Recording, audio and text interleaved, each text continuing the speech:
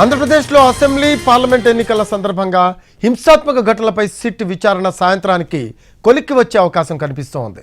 తాడిపత్రి అలాగే నరసరావుపేట తిరుపతి నియోజకవర్గాల్లో నిన్నటి నుంచి సిట్ అధికారులు వివిధ కోణాల్లో విచారణ జరుపుతున్నారు.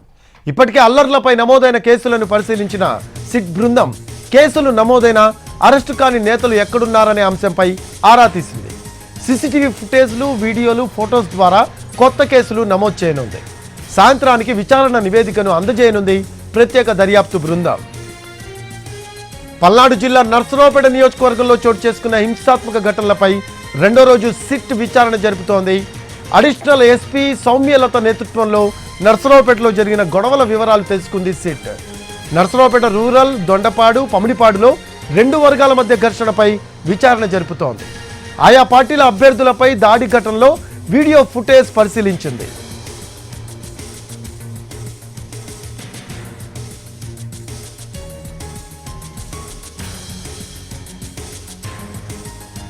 పల్నాడు జిల్లా నరసరావుపేట నియోజకవర్గంలో చోటు చేసుకున్న హింసాత్మక ఘటనలపై రెండో రోజు సిట్ విచారణ జరుగుతోంది. అడిషనల్ ఎస్పీ సౌమ్యలత నేతృత్వంలో నరసరావుపేటలో జరిగిన గొడవల వివరాలు తెలుసుకుంది సిట్. నరసరావుపేట రూరల్, దొండపాడు, పమిడిపాడులో రెండు వర్గాల మధ్య ఘర్షణపై విచారణ జరుపుతోంది. ఆయా పార్టీల అభ్యర్థులపై దాడి ఘటనలో వీడియో ఫుటేజ్ పరిశీలించింది.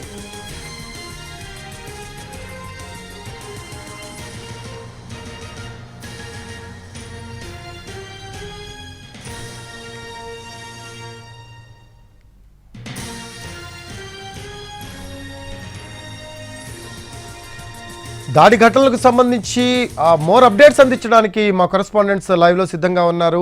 అనంతపురం నుంచి శ్రీనివాస్ ఉన్నారు, అలాగే గుంటూరు నుంచి కృష్ణ లైవ్లో అందుబాటులో ఉన్నారు. ముందుగా మనం శ్రీనివాస్ దగ్గరికి వెళ్దాము. శ్రీనివాస్, అనంతపురంలో సిట్ విచారణ కొనసాగుతున్నట్టు తెలుస్తూ ఉంది. సో దీనికి సంబంధించిన లేటెస్ట్ అప్డేట్స్ ఏంటి?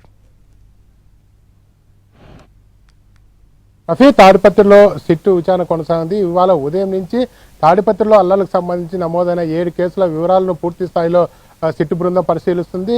వల్లూరు శ్రీనివాసరావు డిఎస్పీ స్థాయి అధికారి నేతృత్వంలో నిన్న రాత్రే సిట్టు బృందం తాడిపత్రికి జరిగింది. తాడిపత్రిలో ఘటనలు జరిగిన దాదాపు 4 ప్రాంతాలను పరిశీలించారు. ఇవాళ ఉదయం నుంచి పూర్తి స్థాయిలో ఒక రికార్డులు సిడి ఫైల్ను పరిశీలిస్తున్న పరిస్థితి ఉంది.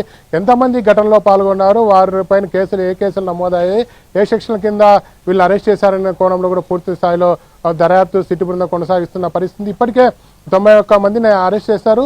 నమోదైన 7 కేసుల్లో ప్రత్యేకంగా ముఖ్య నాయకులు ఎవరున్నారు, కీలకమైన నాయకులు ఎవరైనా తప్పించుకున్నారా, బయట వ్యక్తుల్ని ఎవరైనా అరెస్ట్ చూపించారా, లేకపోతే ఘటనలో ఉన్న వారిని అరెస్ట్ చూపించారనే కోణంపైన కూడా పూర్తి స్థాయిలో సిట్టు బృందం దర్యాప్తు కొనసాగిస్తున్నది.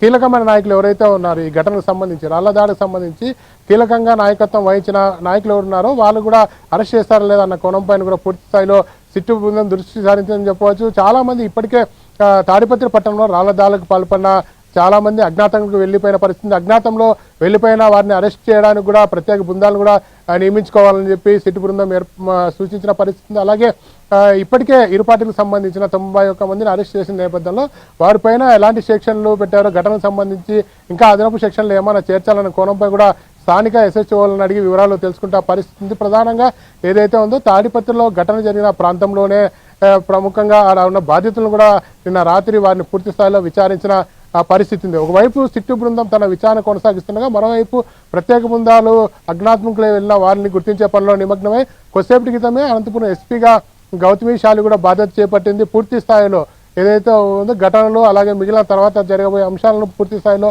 తాము కట్టుదిట్టమైన ఏర్పాటు చేశాం, ఇంకపై ఏ ఘటనలు జరగకుండా చూసుకుంటామని చెప్పి కూడా కొద్దిసేపు క్రితం మీడియా సమావేశంలో గౌతమి శాలి కూడా చెప్పిన పరిస్థితి. పూర్తి స్థాయిలో స్థానికంగా ఎస్హెచ్ఓలు అలాగే అక్కడ ఉన్న బాధితుల వివరాలు సేకరించిన సిట్ బృందం ఇవాళ సాయంకాలంకు ఉన్నతాధికారులకు ఒక నివేదిక అందజేసే అవకాశం ఉన్నట్టు తెలుస్తోంది. Rafi, right, thanks for updates Srinivas. Right, అది అనంతపురం జిల్లా తాడిపత్రి టౌన్లో సిట్ అధికారులు రెండో రోజు విచారణ జరుపుతూ ఉన్నారు.